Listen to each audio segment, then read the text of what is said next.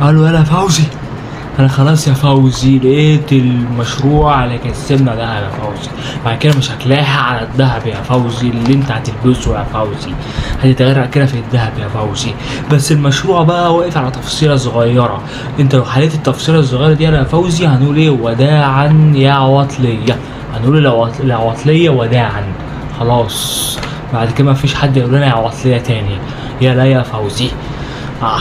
واقف بقى ايه على تفصيلة بسيطة يعني يا فوزي، واقف على الفكرة.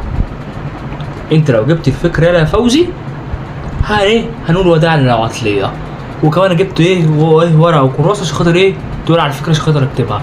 ايوه قول على الفكرة، الفكرة ان انت هتروح تنتحر دلوقتي، بس كده نخسر كل حاجة يا فوزي.